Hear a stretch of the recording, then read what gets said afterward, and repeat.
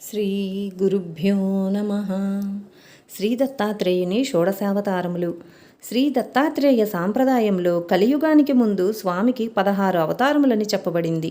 అయితే ఆయన తన పరతత్వంతో నిత్య భూలోక నివాసం చేస్తాడు గనుక మహర్షులకు ఆయన ప్రసాదించిన సగుణ సాక్షాత్కారాలనే ఆయన యొక్క అవతారాలని కీర్తించారని మనం గమనించాలి. వాటిని గురించి శ్రీ వాసుదేవానంద సరస్వతీ స్వామి తమ దత్తపురాణంలో వర్ణించారు. దాని సారాంశాన్ని ఇక్కడ పొందుపరుస్తాను. 1. యోగిరాజు. అద్వయానంద రూపాయ యోగమాయా ధరాయ చ యోగిరాజాయ దేవాయ శ్రీదత్తాయ నమో నమః. నారాయణోద్భవుడైన బ్రహ్మ తన తపస్సు చేత అత్ర్యాదులను సృష్టించి సృష్టి విస్తరణ చేయమని అత్రి అనసూయలను ఆజ్ఞాపించాడు. ఆ ఋషి దంపతులు రూక్ష పర్వతం మీద తపస్సు చేస్తుండగా ఒక కార్తీక పూర్ణిమ బుధవారం నాడు మొదటి జామున మొదటి యామంలో యోగిరాజుగా అవతరించాడు. ఈనాడు యోగిరాజును 3 అర్ఘ్యాలతో పూజించి కొబ్బరికాయ నైవేద్యమిచ్చి యోగిరాజు మంత్రాన్ని జపించి స్తోత్రాలు లీలాగానము చేయాలి. 2. అత్రివరదుడు. అత్రి వాతాసనుడై ఇంద్రియాలను మనస్సును నిగ్రహించి ఒంటి కాలుపై యోగిరాజును ధ్యానించాడు. యోగిరాజు వంటి బిడ్డను కనాలని ఆయన సంకల్పం. ఆయన శిరస్సు నుండి వెడలిన యోగాగ్ని ముల్లోకాలను తపింపజేయగా దేవాసురులు త్రిమూర్తులను శరణు వేడారు. ముమ్మూర్తులు అత్రి ఆశ్రమానికి వచ్చి ఆయనను మేల్కొల్పారు. ఆయన ముమ్మూర్తులను పూజించి, నేను ఒక్కరిని ధ్యానిస్తే ముమ్మూర్తులు వచ్చారేమి అన్నారు. నీవు ధ్యానించిన అద్వితీయులని రూపాలమే మేము, ముగ్గురము ఒక్కటే. సృష్టి ఆది కార్యాలు నెరవేర్చడానికి త్రిగుణాలను ఆశ్రయించి ముమ్మూర్తులుగా వెలిశాము. నీవు ముందు చూచిన రూపాన్నే ధ్యానించు అన్నారు. అప్పుడు యోగిరాజు త్రిగుణాత్మకుడు, శుద్ధ స్ఫటిక దీప్తిగల యోగాదేశకరుడుగా షడ్భుజాలతో దర్శనమిచ్చాడు. ఇది ఒక కార్తీక బహుళ పాడ్యమి రోహిణీ నక్షత్రయుక్త గురువారం నాడు జరిగింది. మొదటి యామమున మొదటి ఘడియ. ధ్యానం. శ్లోకం. మాలాకమండలూధరకరపద్మయుగ్మే మధ్యస్థపాణీయుగళే డమరు త్రిశూలే యస్యస్తవోధ్వకరయోః శుభశంఖచక్రే ధ్యాయేత్తమత్రివరదం భుజషట్కయుక్తం. ఈయన దేహంలోని కుడి పార్శ్వము గురువు, ఎడమ పార్శ్వము భగవంతుడు. కుడి చేతిలో మంత్రాలకు ఆధారమైన అకారాది క్షకారాంత వర్ణాలు గల 52 పూసల జపమాల. ఈ మాలలో సకల మంత్రాలు బీజాలతో సహా ఉంటాయి. ఇవి మందాధికారులైన భక్తుల కోసం. డమరులో శృత్యాది శాస్త్రాలన్నీ మధ్యమాధికారుల కోసం ఉన్నాయి. పై చేతిలోని చక్రము ఉత్తమాధికారులకు సత్వరం బంధవిచ్ఛేదం చేసి తన జ్ఞానతేజాన్ని వారికి ప్రసాదిస్తుంది. ఇవి కుడివైపునున్నవి. ఇవి మోక్షప్రదమైన గురుతత్వం. ఎడమ చేతిలో జీవులకు కర్మఫలాన్నిచ్చే కర్మసూత్రమనే జలాన్ని కలిగిన కలశం ఉన్నది. జీవులకు అన్నపానాదులు ప్రాప్తించడం దీనిపై ఆధారపడి ఉన్నది. మరొక చేతిలోని త్రిశూలముల కొసలు ఆచార వ్యవహార ప్రాయశ్చిత్తాలు, ధర్మార్థ కామాలని జీవులకిస్తాయి, సృష్టికి స్థిమితమిస్తాయి. మరొక చేతిలోని శంఖం నిత్యం ధ్వనిస్తూ ఉంటుంది. ఆ ధ్వని అపూర్వ నిత్య పరిసాంఖ్య విధులను సూచిస్తుంది. ఈ మూడింటితో కూడిన యజ్ఞ విధి వలన సృష్టి చక్రం ప్రవర్తిస్తుంది, సృష్టి పాలన జరుగుతుంది. ఇది భగవత్తత్వం. 3 అర్ఘ్యాలతో అనగా పూజా వస్తువులతో పూజించి అరటిపండ్లు నైవేద్యమిచ్చి ఆ రోజున స్తోత్రము లీలాశ్రవణాలతో గడపాలి. 3. శ్రీ దత్తాత్రేయుడు. శ్లోకం. దత్తాత్రేయం శివం శాంతమింద్రనీలనిభం ప్రభుం ఆత్మమాయారతం దేవమవధూతం దిగంబరం భస్మోద్ధూళిత సర్వాంగం జటాజూటధరం విభుం చతుర్బాహుముదారాంగం దత్తాత్రేయం నమామ్యహం. అత్రి తపస్సుకు మెచ్చిన భగవంతుడు వరం కోరుకోమన్నాడు. నీ వంటి కొడుకు కావాలి అన్నాడు ఋషి. మాట ఇచ్చాను కదా అని తనంతవాడు లేనందువల్ల తనను తానే దత్తం చేసుకున్నాడు భగవంతుడు. ఆ రోజు శుక్రవారం, కార్తీక బహుళ విధియ, మృగశిరా నక్షత్రం, మొదటి జామున మొదటి గంట. ఆయనయే జ్ఞాననిధి, యోగిజన వల్లభుడు, జగద్గురువు. ఆయనకా దంపతులు ప్రణమిల్లి తమ గర్భజనితుడైన బిడ్డ కావాలని, సాక్షాత్కరించిన రూపం భూమిపై నిలిచిపోవాలని కోరారు. అందుకని అత్రివరదుడు నిలిచాడు. దత్తాత్రేయునికి 3 అర్ఘ్యాల పూజ, చెరకు నివేదనాదులు చేయాలి. 4. కాలాగ్ని సమనుడు. శ్లోకం. జ్ఞానానందైకదీప్తాయ కాలాగ్నిశమనాయ చ భక్తారిష్టవినాశాయ నమోస్తు పరమాత్మనే. ఆశ్రమంలో ధ్యాననిష్ఠుడైన అత్రి నుండి జనించిన యోగాగ్ని ఆయనను దహించబోయింది. దత్తుడు ఋషి శిరస్సు ప్రవేశించగానే కోటి చంద్రుల చల్లదనం కలిగింది. తెరచిన ఋషి కన్నుల నుండి దివ్యకాంతి వెడలి ఋతుస్నాత అయిన అనసూయాదేహంలో అందరి సమక్షంలో ప్రవేశించింది. అది మార్గశిరమాసం పూర్వార్ధంలోని సప్తమి. గర్భస్థుడైన భగవంతుడు 9 దినాలను 9 మాసాలని తలచి మార్గశిర పూర్ణిమ బుధవారం నాడు మృగశిరా నక్షత్రంలో సాయంత్రం జన్మించాడు. సకల సృష్టి పులకించింది. జగత్ప్రభువు అప్పుడు చంద్ర దత్త దూర్వాసుల రూపంలో దర్శనమిచ్చాడు. త్రిమూర్త్యాత్మకుడైన బిడ్డడిని చూసి వారు పొంగిపోయారు. అనసూయాస్తన్య పానంతోనూ జలక్రీడలతోనూ వారిని భగవంతుడు సంతోషపెట్టాడు. మార్గశిర పూర్ణిమ నాడు 3 అర్ఘ్యాల పూజ, పంచామృత నివేదన, బ్రాహ్మణుల భోజనము విధి. 5 యోగిజన వల్లభుడు. శ్లోకం. యోగ విజ్ఞాననాథాయ భక్తానందకరాయ చ దత్తాత్రేయాయ దేవాయ తేజోరూపాయ తే నమః. కాలాగ్నిశమనులు అనసూయ గర్భాన జన్మించారని తెలిసి సిద్ధ గంధర్వాదులు యోగులు దర్శింపరాగా ఆయన బాల్యరూపాన్ని విడిచి తేజోమూర్తిగా దర్శనమిచ్చి దానిని ధ్యానించమన్నాడు. నాకు జన్మ కర్మ గుణ రూప మాయ నాశాలు లేవు, సర్వవ్యాపిని ఈ మూర్తిని ధ్యానించి తరించండి అన్నాడాయన. నాడు మార్గశిర పున్నమి గురువారం మధ్యాహ్నం ఆనాడు అర్ఘ్యం, ముత్యాలు, పంచభక్ష్యాలు సమర్పించి ఓం యోగిజన వల్లభాయ నమః అని జపం చేయాలి. 6 శ్రీ లీలా విశ్వంభరుడు. శ్లోకం. పూర్ణబ్రహ్మస్వరూపాయ లీలా విశ్వంభరాయ చ దత్తాత్రేయాయ దేవాయ నమోస్తు సర్వసాక్షిణే. బాలదత్తుడైన యోగిజన వల్లభులొకసారి అనసూయావడిలో పాలు త్రాగుతుండగా అతివృష్టి మొదలైన ప్రకృతి వికారాల వలన పీడితులైన మానవులు మునులు ఆయనను శరణు వేడగా ఆయన తన విశ్వరూపం నుండి యోగలీలగా వారికి కావలసినవన్నీ ప్రసాదించాడు. ఒక్కొక్కసారి శిష్యులకు వేదం నేర్పేవాడు, ఒకప్పుడు ధ్యాననిష్ఠుడై ఉంటాడు, ఒకప్పుడు తన యోగమాయ చేత ఈ సంసారాన్ని అరణ్యరూపం ధరింపజేశాడు. అహంకారం పర్వతమైంది, కామం సింహము, క్రోధం శివంగి, మనస్సు సరస్సు, యజ్ఞాదులు వృక్షాలు అయ్యాయి. ఆ వృక్షాల నిండా పండ్లున్నాయి.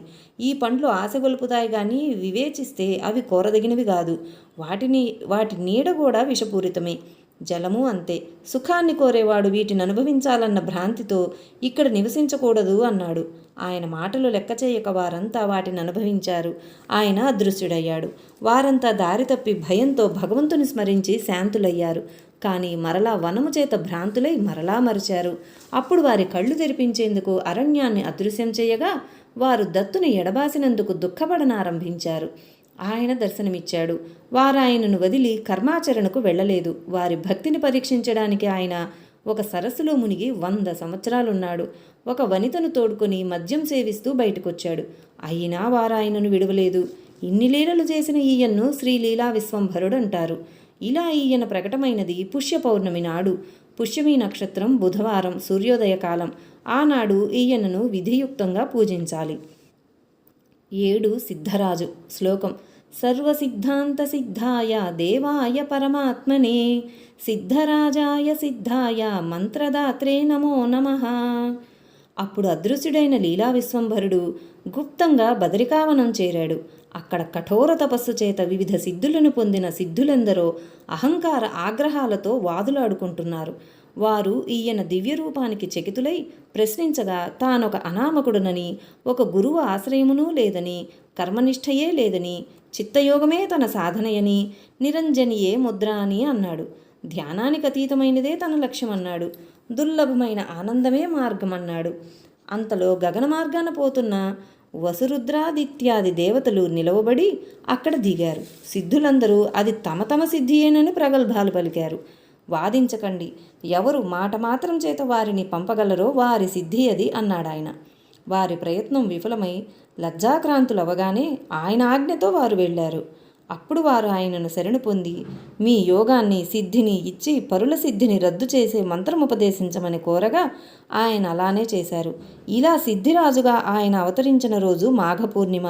మఖానక్షత్రయుక్త గురువారము. వీరిని యథోక్తం పూజించాలి. 8 జ్ఞానసాగరుడు. శ్లోకం: సర్వత్రా జ్ఞాననాశాయ జ్ఞానదీపాయ చాత్మనే సచ్చిదానందబోధాయ శ్రీదత్తాయ నమో నమః. అజ్ఞానమే జీవులన్నింటినీ క్షోభింపజేస్తోందని తలచిన దత్తుడు ఒక ఫాల్గుణ శుద్ధ దశమి నాడు జ్ఞానిగా ప్రకటమయ్యాడు. నాడు పునర్వసు నక్షత్రయుక్త రవివారం. ఆయన సిద్ధుల నడుమ గాలిలో కూర్చుని కనిపించగా వారు తమ సిద్ధితో ఆయనను పడగొట్టజూచి విఫలులై శరణు పొందగా, ఆకాశం నుండి పుట్టిన వాయువు ఆకాశాన్నేమీ చేయలేనట్లు సర్వకారణుడైన నన్ను మీరేమీ చెలింపజేయలేరు అని చెప్పి తాను పూర్వం ఉపదేశించిన మంత్రాన్ని జపించమని చెప్పి జ్ఞానాన్ని కూడా ఉపదేశించాడు. యథోక్త పూజ, మందిర నిర్మాణము విధి. 9 విశ్వంభరావధూత. శ్లోకం: విశ్వంభరాయ దేవాయ భక్తప్రియకరాయ చ భక్తప్రియాయ దేవాయ నామప్రియాయ తే నమః. ఒకసారి ఒక వికృతి రూపి అయిన అవధూతగా సిద్ధుల మధ్యకొచ్చి చూస్తే కొందరు ధ్యానస్థులై, కొందరు కలహాదులలో తగులుకొని, కొందరు ధ్యానంలో చెంచలులుగానూ ఉన్నారు. తన లీలలతో వారందరినీ ఆత్మస్థులను చేసి మరలా విడవగానే వారు యోగభగ్నులయ్యారు. ఆయనను బాధింపజూచి చేతగాక శరణు పొందారు. అప్పుడు ఆయన తన విశ్వరూపాన్ని చూపాడు. నాడు చైత్ర పూర్ణిమ చిత్రా నక్షత్రయుక్త మంగళవారం.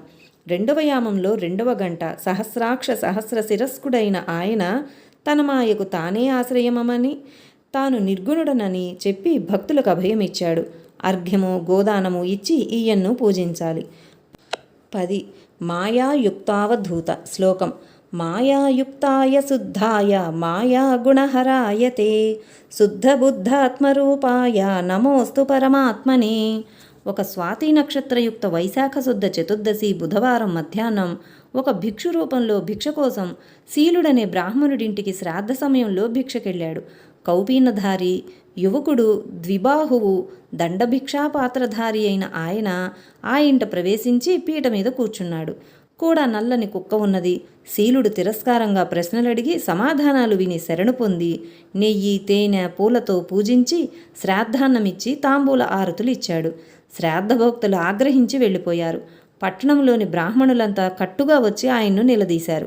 బ్రహ్మకర్మను భ్రష్టం చేస్తారా అన్నారు. ఆయన బ్రహ్మ కర్మ అంటే నాకు తెలియదు, ఆత్మ ఒక్కటే తెలుసు అన్నాడు. వారు ఓంకారమే బ్రహ్మం, నిత్య నైమిత్తకమని కర్మలు ద్వివిధం, నీవు భ్రష్టుడువు గనక వేదాలు వినరాదు అన్నారు. కుక్క వంటి సగుణమైన నిత్య నైమిత కర్మలకు అనర్హుడనే, కారణం నేను మాయారహితుడను, ఈ నా కుక్కకు అవన్నీ తెలుసు అనగానే కుక్క వేదాలు షట్శాస్త్రాలను చెప్పింది. శీలుడికి ఉపదేశించి ఆయన బయటకు వచ్చాడు. వారు శరణు పొంది అనుసరించారు. ఈయనను 3 అర్ఘ్యాలు పెరుగు అన్నముతో పూజించాలి. 11 మాయా ముక్తావధూత. శ్లోకం: స్వమాయా గుణగుప్తాయ ముక్తాయ పరమాత్మనే సర్వత్రా జ్ఞాననాశాయ దేవదేవాయ తే నమః. అప్పుడు ఆ అవధూత అడవిలో ఆసనంపై ధ్యానస్థుడై కూర్చున్నాడు.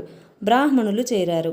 ఆయన వారికి పెద్ద పులులు, సర్పాలు, అగ్నులు చూపినా వారు పారిపోలేదు. అప్పుడు ఆయన తన మాయను విడిచి స్వాతి నక్షత్రయుక్త గురువారము జ్యేష్ఠ శుద్ధ త్రయోదశిన సూర్యోదయం అప్పుడు దర్శనమిచ్చాడు. ఆయన అంకం మీదనున్న స్త్రీని ముద్దాడుతూ మధ్య మాంస సంగీతాలతో పొద్దుపుచ్చుతున్నాడు. బ్రాహ్మణులు ఆయన పతితుడని తలచి వెళ్ళిపోయారు. అది బాగుందనుకున్నాడు దత్తుడు.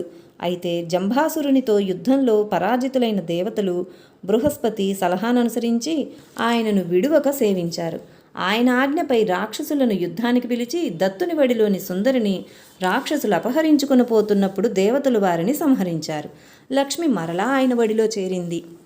కార్తవీర్యార్జునుడు ఆయన మాయకు చెలించక సేవించి దత్తభక్తి యోగాన్ని నేర్చి 12 రోజుల నుండి క్రమంగా మాసము, 3 మాసాలు, 6 మాసాలు, 1 సంవత్సరం యోగ సమాధిలో ఉన్నాడు. తరువాత అతన్ని అనుగ్రహించి స్వధర్మపాలన చేయించాడు దత్తుడు. భూమిని నిక్షాత్రం చేయదలిచిన పరశురాముని యోగసిద్ధును చేసి ఆజ్ఞాపించగా అతడు స్వామి ఆజ్ఞపై పర్వతాన్ని బాణంతో కొట్టగానే సకల తీర్థాలు వెడలి వచ్చాయి. వాటిలో స్నానం చేసి తండ్రి జమదగ్నికి అగ్ని సంస్కారం చేశాడు పరశురాముడు. రేణుక సహగమనం చేసింది. మరుక్షణమే దత్తానుగ్రహంతో వీరిద్దరూ తమ తేజస్సుతో దిక్కులను వెలిగిస్తూ దర్శనమిచ్చారు.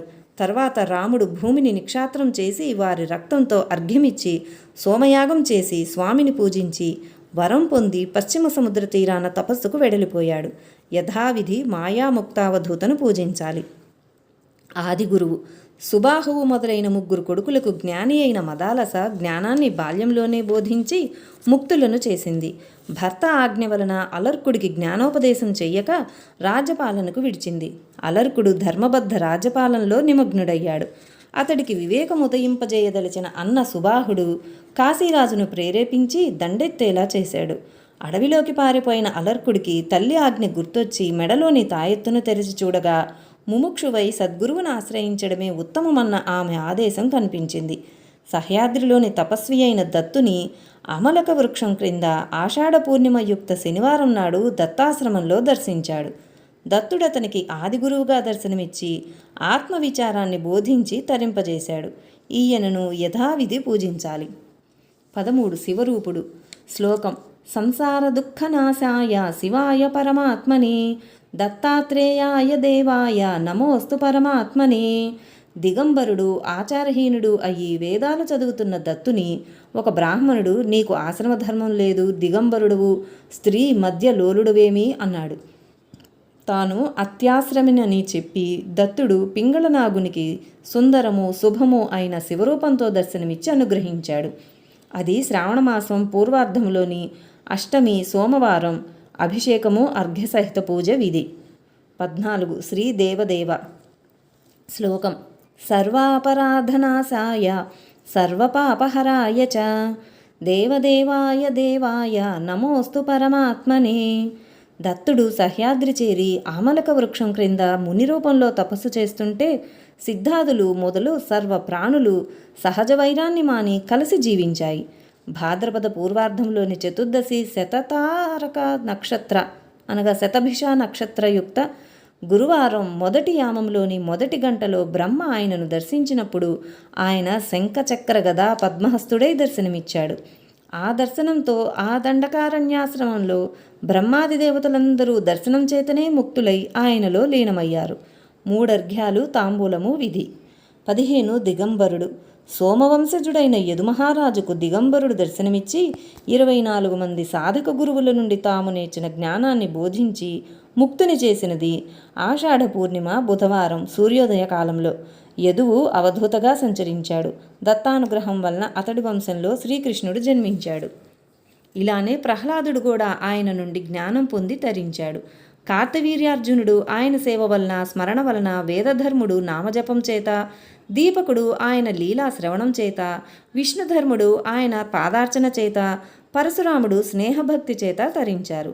3 అర్ఘ్యాలు వస్త్రమాలాదులతో పూజా విధి. 16 శ్రీకృష్ణ శ్యామకమల నయనుడు. శ్లోకం: అఖండాద్వైత రూపాయ నిర్గుణాయ గుణాత్మనే కృష్ణాయ పద్మనేత్రాయ నమోస్తు పరమాత్మనే. జ్ఞానతల్పం మీద విశ్రమించిన దత్తుని శిష్యులు దర్శించినప్పుడు ఆయన కార్తీక పూర్వార్ధ ద్వాదశి బుధవారం రేవతి నక్షత్రం నాడు సూర్యోదయ కాలంలో ఇంద్రనీల ప్రభతో దర్శనమిచ్చాడు. కనుక ఈయన పేరు కృష్ణశ్యామకమల నయనుడు. 3 అర్ఘ్యాలు యథాశక్తి బ్రాహ్మణ భోజనం విధి. మన దేశంలో ఇన్ని ఆధ్యాత్మ సాంప్రదాయాల వారి చేత పరమగురువుగా మూలపురుషుడుగా కీర్తించబడిన దత్తస్వామి చరిత్రలో ఇంకెందరు సాధకులను అనుగ్రహించి మహాత్ములుగా రూపొందించారు. అంతేగాక ఈయన 13వ శతాబ్దంలో తూర్పుగోదావరి జిల్లాలోని పిఠాపురంలో రాజు సుమతి అనే పుణ్యదంపతులైన తమ భక్తులను అనుగ్రహించి వారికి పుత్రుడుగా అవతరించారు. ఆయనయే ఈ శ్రీపాద శ్రీవల్లభులు. ఆయనే మరలా శ్రీ నృసింహ సరస్వతిగా 2వసారి అవతరించారు. వీరిద్దరి దివ్యలీలలను వర్ణించినదే ఈ శ్రీ గురుచరిత్ర. శ్రీ గురుచరిత్ర గ్రంథమహత్యం. మహారాష్ట్ర దేశంలోని మాన్గావ్ అనే గ్రామంలో గణేష భట్టు రమాబాయి అనే పుణ్యదంపతులకు జన్మించాడు వాసుదేవ శాస్త్రి. ఇతడు తన 8వ ఏట ఉపనయనమైన దగ్గర నుండి ఆదర్శ బ్రహ్మచారిగాను, వివాహమయ్యాక సదాచార సంపన్నుడైన గృహస్థుగాను జీవించాడు. గాయత్రి అనుష్ఠానము, వేదాధ్యయనము, అగ్నిహోత్రము నిష్ఠతో ఆచరిస్తుండేవాడు. కేవలం వంశాచారంగా మాత్రమే మహారాష్ట్ర భాషలోని శ్రీ గురు చరిత్ర లాంఛనంగా నిత్యపారాయణ చేస్తుండేవాడు. తన తపశ్శక్తి వలన మానవులకు, పశుపక్షాదులకు కూడా వేదమంత్రోచ్చారణతో ఆరోగ్యం చక్కబరచడమే గాక జ్యోతిష్శాస్త్రంలో ప్రావీణ్యం గడించి ఆర్తుల బాధలకు పరిష్కారం చెప్పి ఆర్ష సాంప్రదాయ ప్రాశస్త్యాన్ని ప్రజలకు నిరూపిస్తుండేవాడు. ఉదాహరణకు అతడు ఒక రోగితో గోదానం చేయమని చెప్పాడు. ఆ గోవుపై ఆశతో వాసుదేవ శాస్త్రికి తెలియకుండా అతని సోదరుడు ఆ దానం స్వీకరించి వెంటనే జబ్బుపడ్డాడు. అప్పుడు వాసుదేవ శాస్త్రి తన తమ్ముణ్ణి మందలించి రెండింతలు దక్షిణతో ఆ గోవును మరొక బ్రాహ్మణునికి దానమిప్పించి అతన్ని రోగ విముక్తుని చేశాడు. తపోబలంతో ఇతరుల కర్మదోషాలను కూడా భరించగలవారే దానం స్వీకరించాలనేవాడు శాస్త్రి. ఇతనికి శ్రీగురు చరిత్ర పారాయణ వలన దత్తానుగ్రహం అనుభవం అవుతూ ఉండేది. ఒకనాడతడు ఒక అడవిలో నుండి వెళుతుండగా దత్తస్వామి సీతారాం జుడియా అనే వ్యక్తి రూపంలో దర్శనమిచ్చి అతనిని ఒక పులిబారి నుండి రక్షించారు. నాటి రాత్రి దత్తస్వామి స్వప్న దర్శనమిచ్చి ఆ రహస్యం బయటపెట్టారు. తర్వాత ఒకసారి అతడు నరసోబావాడి వెళ్లాలనుకుంటుండగా ఒకనాటి రాత్రి దత్తస్వామి స్వప్నంలో కనిపించి, నీ తల్లి అనుమతిస్తుంది, ప్రయాణానికి అవసరమైన పైకము తోడు కూడా దొరుకుతాయి అని చెప్పారు. నిజంగానే తెల్లవారేసరికి అన్నీ అలానే సమకూడడం వలన అతడు బయలుదేరి దారిలో గోరేగాంలో బస చేశాడు. నాటి రాత్రి దత్తస్వామి మరలా స్వప్నంలో కనిపించి నరసోబావాడిలో గోవిందస్వామి అనే సిద్ధపురుషుడున్నారని ఆయనను దర్శించమని చెప్పారు. మరుసటి రోజు అతడు నరసోబావాడి చేరగానే ఆ స్వామియే అతనికి ఎదురై పేరు పెట్టి పిలిచి అతని యోగక్షేమాలు విచారించారు. ఒకరోజు అతడి ఆలయ పూజారులు వాసుదేవుణ్ణి దత్తపాదుకలకు అభిషేకం చేయనివ్వలేదు. అప్పుడు దత్తస్వామి ఆ సంగతి గోవిందస్వామికి తెలిపి అతడు అభిషేకం చేసుకోవడానికి అనుమతి ఇప్పించారు. మరొక రోజు అతనికి దత్తస్వామి కలలో కనిపించి శ్రీగురు చరిత్ర పారాయణ చేయమని ఆదేశించారు. అతని వద్ద ఆ గ్రంథం లేదని చెప్పగానే మీరజ్లో ఉన్న శంకర భట్టు వద్ద ఆ గ్రంథం తీసుకోమని చెప్పారు. ఈ భట్టు తన పారాయణ గ్రంథం ఎవరికీ ఇచ్చేవాడు కాదు. కానీ దత్తస్వామి కలలో కనబడి ఆదేశించడం వల్లనే అతడు ఆ గ్రంథం వాసుదేవ శాస్త్రికి ఇచ్చాడు. తర్వాత ఒకనాడు వాసుదేవ శాస్త్రిని శ్రీగురు చరిత్ర పారాయణే ముఖ్య సాధనగా చేసుకోమని గోవిందస్వామి చెప్పారు. నేను శిష్టాచారం ప్రకారం సూర్యుణ్ణి అగ్నిని సేవిస్తున్నాను కదా, ఇంకా అదెందుకు అన్నాడు వాసుదేవ శాస్త్రి. కానీ నాటి రాత్రి స్వప్నంలో దత్తస్వామి అతనికి మంత్రోపదేశం చేసి అతనికి ప్రత్యక్ష గురువయ్యారు. తెల్లవారగానే అతనికి గోవిందస్వామి ఎదురై రాత్రి నీకు ఉపదేశమైంది కదా అని చెప్పి దాని అనుష్ఠాన విధానమంతా అతనికి బోధించారు. ఒకప్పుడు వాసుదేవ శాస్త్రిని 7 సంవత్సరాలు కదలకుండా మాండ్గావులోనే ఉండమని దత్తస్వామి ఆదేశించారు. అతడు ఒక దత్తమూర్తిని తీసుకువెళ్లదలిచి కాగల్ అనే ఊరు వెళ్ళాడు. అక్కడ బజారులో అకస్మాత్తుగా ఒక శిల్పి ఎదురై ఒక దత్తమూర్తిని ఇచ్చి తనను ఆ స్వామియే అలా చెయ్యమని ఆ ముందటి రాత్రి స్వప్నంలో ఆదేశించారని చెప్పాడు.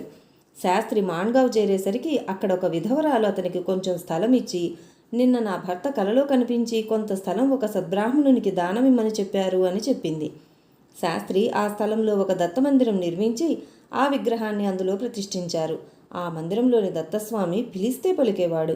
ఒక దత్త జయంతికి వాసుదేవ శాస్త్రి గారి బంధువు ఒకరు మరణించారు. నాటి జయంతి కార్యక్రమానికి విఘ్నం కలుగుతుందని వెరచి ఆ సంగతి శాస్త్రి గారికి ఎవరూ చెప్పలేదు.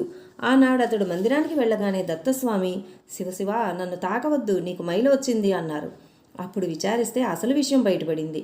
అలాగే ఒక చంద్రగ్రహణం అప్పుడు పంచాంగాలన్నీ ఆ ప్రాంతంలో గ్రహణం కనిపించదని చాటాయి. కానీ ఆ ముందటి రాత్రి దత్తస్వామి శాస్త్రి గారికి దర్శనమిచ్చి రేపు గ్రహణం కనిపిస్తుంది కనుక నాకు భిక్ష నైవేద్యము వద్దు అన్నారు. మరుసటి రోజు ఆ మాట అక్షరాలా నిజమైంది. ఒకసారి వాసుదేవ శాస్త్రి అతని తల్లి నరసోబావాడి చేరి ఒక ధర్మశాలలో విడిది చేశారు. నాటి రాత్రి దత్తస్వామి ఆ ఇద్దరికీ కలలో కనిపించి ఈ ధర్మశాల శిథిలమైంది, వేరొక చోటుకు వెళ్ళండి అని చెప్పారు. ఉదయమే శాస్త్రి స్నానసంధ్యలు పూర్తి చేసుకుని తన తల్లిని తీసుకుని ధర్మశాల నుండి బయటకు రాగానే ఆ భవనం కూలిపోయింది. అలానే ఒకప్పుడు వాసుదేవ శాస్త్రి తన భార్యను తీసుకుని దత్తక్షేత్రాలు దర్శిస్తూ గంగాఖేడ్ చేరుకొన్నాడు. అక్కడ ఒకనాటి రాత్రి దత్తస్వామి అతనికి స్వప్నంలో కనిపించి నేటి నుండి 4వ రోజున మీ ఇద్దరినీ నా సన్నిధి చేర్చుకుంటాను అన్నారు. శాస్త్రి, నేను సన్యసించాలి కనుక మీరు ఆమెను మాత్రమే తీసుకుపోండి అన్నాడు. ఆమెకు మరో రోజే కలరా వచ్చి కొద్ది రోజుల్లో మరణించింది. ఆమెకు కర్మ చేసి 14వ రోజున శాస్త్రి సన్యసించాడు. ఆ ముందటి రాత్రి దత్తస్వామి అతనికి గోవిందస్వామి రూపంలో స్వప్న దర్శనమిచ్చి ప్రణవం ఉపదేశించి మరుసటి రోజు నుండి భిక్షువుగా జీవించమని ఆదేశించారు. అంటే ఈయనకు అసలైన దీక్ష దత్తస్వామియే ఇచ్చారన్నమాట.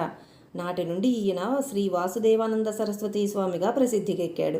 అటు తర్వాత ఈయన అతి కఠోరంగా తమ ఆశ్రమ ధర్మాలు పాటిస్తూ దేశ సంచారం చేశారు. ఎన్నో ప్రాంతాలలో మొత్తం మీద 24 చాతుర్మాస్యాలు చేశారు. వీరు తమ పాదయాత్రలో ఒకసారి నాటి శృంగేరి జగద్గురు శంకరాచార్యులైన శ్రీ నృసింహభారతీ స్వామి వారిని దర్శించారు. శ్రీ శంకరాచార్య వీరిని ఎంతగానో సన్మానించి తమ శిష్యులతో అయం హి భగవాన్ సాక్షాత్ దత్తాత్రేయో స్వయం యతిః, ఈ యతి సాక్షాత్తు దత్తాత్రేయుడే అని చెప్పారు. ఒకసారి శ్రీ వాసుదేవానందులు కాలినడకన గిరినారు చేరి బాగా డసిపోయారు. అప్పుడు ఒక గుజరాతీ శ్రీమంతుడు కొన్ని పూరీలు తెచ్చి ఇవ్వబోయాడు. ఆయన తమ ఆచారాన్ని అనుసరించి వాటిని స్వీకరించలేదు. అప్పుడతడు నేనే కేవలం కర్మసన్యాసిగా ఉంటే నీవు మాత్రం అలా ఎందుకుండవు అని గదమాయించి వెళ్ళిపోయాడు. ఆ రూపంలో వచ్చింది దత్తస్వామియేనని తర్వాత తెలిసింది. శ్రీ వాసుదేవానందులు దేశ సంచారం చేస్తున్నప్పుడు ఆంధ్రదేశంలో తిరుపతి, శ్రీకాళహస్తి, వెంకటగిరి, నెల్లూరు, శ్రీశైలం సందర్శించారు. ముక్త్యాలలో 1908లో చాతుర్మాస్యం చేశారు. తర్వాత హంసల దీవికి వచ్చి సాగర సంగమంలో స్నానం చేశారు. తర్వాత మచిలీపట్నం మీదుగా సప్తగోదావరిని దర్శించారు. అక్కడ గోదావరి నది వశిష్ఠ, కోటిలింగ, కౌశిక, వృద్ధ గౌతమి, భరద్వాజ, ఆత్రేయ, తురీయ అను 7 పాయలై సముద్రంలో కలుస్తుంది. తర్వాత రాజమండ్రి విచ్చేసి అక్కడి నుండి పిఠాపురం చేరి ఆ పట్టణ వాసులకు అక్కడ శ్రీపాద శ్రీవల్లభులు అవతరించారని చెప్పి వారి జన్మస్థలం కూడా చూపి అక్కడ దత్తపాదుకులు ప్రతిష్ఠించారు. తర్వాత కాకినాడ చేరి సముద్ర స్నానం చేశారు. మరలా రాజమండ్రి చేరి అచట శృంగేరి శంకరమఠంలో భక్తవత్సలుడు అను పేర 1910 సంవత్సరం ప్రాంతంలో దత్తమూర్తిని ప్రతిష్ఠించారు. చివరకు 1914 సంవత్సరంలో జ్యేష్ఠ బహుళ చతుర్దశి నాడు ఆయన తన శిష్యులతో రేపు రాత్రి అమావాస్య ఘడియలు వెళ్ళాక మేము శరీరము త్యజిస్తాము అన్నారు. ఆ సమయానికి దత్తమూర్తి ఎదుట ధ్యానంలో కూర్చుని పరమపదించారు. శ్రీ గురు చరిత్ర పారాయణ ద్వారా వీరిని దత్తస్వామి తమ ప్రతిరూపంగా రూపొందించడమే కాదు, వారి ద్వారా ఆయన మరొక అవతారం ఎత్తారు. ఆయన శ్రీ గురు చరిత్రలో కీర్తించబడిన శ్రీగురుడుగా అవతరించినప్పుడు చివరకు శ్రీశైలంలో అంతర్ధానమయ్యే ముందు శ్రీ గురు చరిత్ర గ్రంథం రూపంలో తామెల్లప్పుడూ ఉంటామని ప్రమాణం చేశారు. ఒకప్పుడు ఆ గ్రంథాన్ని 7000 సంస్కృత శ్లోకాలలోకి అనువదించమని దత్తస్వామి ఆదేశించారు. మరొకప్పుడు వాసుదేవానందులతో ఈ గ్రంథాన్ని 2000 సంస్కృత శ్లోకాలలోకి అనువదించి దానికి సంహిత అయిన గురుద్విసాహస్రి అని పేరు పెట్టమని దత్తుడు చెప్పారు. అలాగే శ్రీ వాసుదేవానంద సరస్వతి స్వామి చేసిన ఈ 2 రచనల రూపాలలో దత్తస్వామి నేడు దేశమంతటా తాండవిస్తున్నారు. నా చేత అనగా రచయిత దత్తస్వామి చేయించుకున్న ఈ స్వేచ్ఛానువాదంలో ఈ 2 గ్రంథాలలోని విశేషాంశాలను కూడా పొందుపరిచాను. కారణం అది శ్రీ దత్తావతార కథ, శ్రీగురుని అక్షర స్వరూపం, వారి ప్రత్యక్ష శిష్యుడైన సిద్ధయోగి చేత వ్రాయబడింది. మరల శ్రీ దత్తాత్రేయ స్వరూపులైన శ్రీ వాసుదేవానంద సరస్వతి స్వామి ద్వారా సంస్కృతంలో శ్రీ దత్తాత్రేయుడు అక్షర స్వరూపం ధరించారు.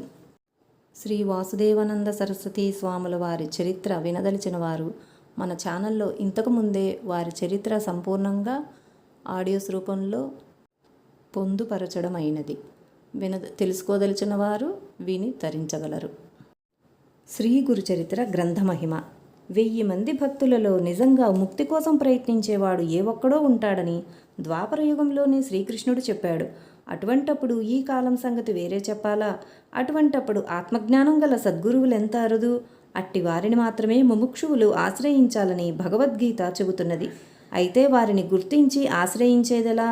శ్రీగురు చరిత్ర అట్టి సంకల్పంతో పారాయణ చేస్తుంటే దత్తాత్రేయుడే మనలను అట్టి మహాత్ముని వద్దకు పంపుతారు. ఒక శ్రీమంతుడు తనకు మగబిడ్డ కలిగితే 1000 మంది బ్రాహ్మణులకు భోజనమిస్తానని మొక్కుకొని గాణ్గాపురంలో శ్రీగురు చరిత్ర పారాయణ చేశాడు. త్వరలో ఆ కోరిక నెరవేరింది గాని వ్యాపారంలో సర్వము కోల్పోయి అతడు దిగులుతో మరణించాడు. అతడి భార్య కష్టం చేసి బిడ్డను పోషిస్తున్నది గాని మొక్కు గురించి భయపడి గాణ్గాపురం వెళ్లి ప్రత్యామ్నాయం తెలపమని దత్తస్వామినే ప్రార్థించింది. ఆ రాత్రి కలలో దత్తస్వామి కనిపించి, అక్కల్కోటలోని స్వామిని నేనే, వారికి భిక్ష ఇస్తే 1000 మందికి పెట్టినట్లే అన్నారు. ఆమె అక్కల్కోటలో స్వామిని దర్శించగానే వారు భిక్ష కోరి ఆరగించి, అమ్మా 1000 మంది బ్రాహ్మణులకు భోజనం ముట్టింది అన్నారు. శ్రీదత్తానుగ్రహం వలన ఆమె కోరిన ప్రత్యామ్నాయానికి తోడు సద్గురు దర్శనం కూడా లభించింది.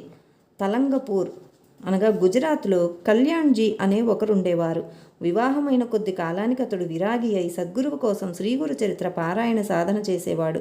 ఒకప్పుడు ఒక సాధువు కనిపించి శ్రీ వాసుదేవానంద స్వామిని ఆశ్రయించమని చెప్పాడు. నర్మదా తీరాన ఉన్న ఆ స్వామిని అతడు దర్శించగానే ఆయన కళ్యాణ్జీని గృహస్థుగా ఉంటూనే సాధన చేయమని చెప్పారు. త్వరలో అతడు సిద్ధుడై గోదావరి తీరాన గూంజిలో స్థిరపడి శ్రీ గాండా మహారాజుగా ప్రసిద్ధి చెందాడు.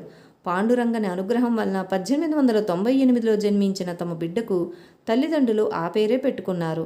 అతని తల్లి అతని 8వ ఏట నరసోబావాడిలో ఉన్న వాసుదేవానందుల దర్శనానికి తీసుకువెళ్ళింది. అతడు ఆ యతీశ్వరుని కౌగిలించుకుని నేను మీవాణ్ణి అన్నాడు.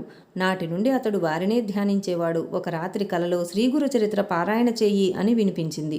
మరురోజే అకస్మాత్తుగా అతని మేనమామ వచ్చి అతనికి ఆ గ్రంథం ఇచ్చి వెళ్ళాడు. ఆ ప్రతిని అతని మేనమామకు ప్రసాదించింది శ్రీ సాయినాథులేనట. పాండురంగుడు చాలా కాలం దానిని పారాయణ చేసి దత్తస్వామి స్వప్న సందేశాన్ని అనుసరించి సన్యసించారు. దత్తస్వామి చూపిన అంగదీ స్వామి అనే మహనీయుడు ఆదేశించినట్లు రంగడు శీతోష్ణాలు లెక్క చెయ్యక కౌపీనధారి అయి ఏకాంతంగా తపస్సు శ్రీగురు చరిత్ర 108 పారాయణలు చేసి సిద్ధుడై శ్రీరంగావధూతగా నారేశ్వర్లో స్థిరపడ్డారు.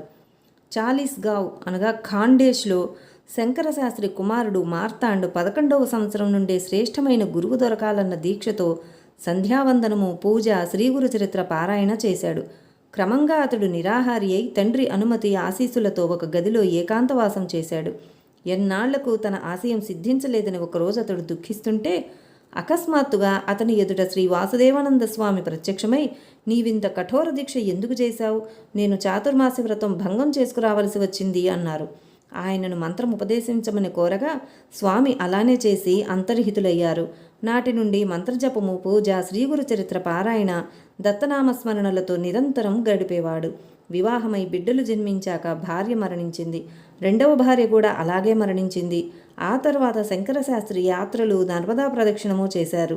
ఆయనకు గిరినార్లో దత్తస్వామి, నవనాథులు, అనసూయాదేవి దర్శనమిచ్చారు. పూణేలో గుళవణి, గుజరాత్లో మౌనీబాబా, రంగావధూత, నిత్యానంద, బాపూరావు మహారాజ్ గార్లను దర్శించి తరణేలో శ్రీ నానే మహారాజుగా ప్రసిద్ధి చెందారు. నేను అనగా రచయిత 1973లో గాన్గాపూర్లో నిత్యము శ్రీ సాయిబాబా జీవిత చరిత్ర, గురుగీత పారాయణ చేస్తూ కొద్ది రోజులున్నాను.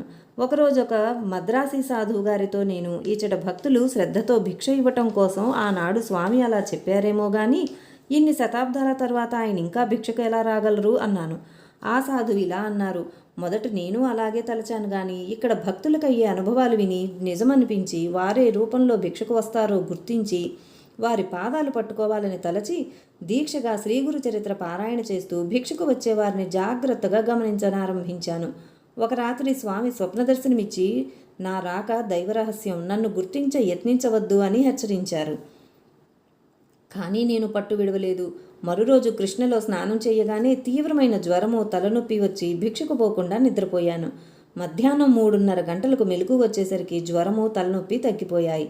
ఆకలి భరించలేక భిక్షకు వెళితే ఒక గృహస్థు మధ్యాహ్నం నేనే కదా నీకు భిక్ష వేశాను అని కసిరాడు. జరిగింది ఎంత చెప్పినా అతడు నమ్మలేదు. నాటి రాత్రి స్వామి మళ్ళీ స్వప్న దర్శనమిచ్చి నన్ను నీవేం గుర్తుపట్టగలవు, నీ రూపంలో నేనే భిక్ష చేశాను అన్నారు. ఆయన నేటికి భిక్షకు వచ్చే మాట నిజం. శ్రీ దత్తాత్రేయ మహారాజ్ కీ జై.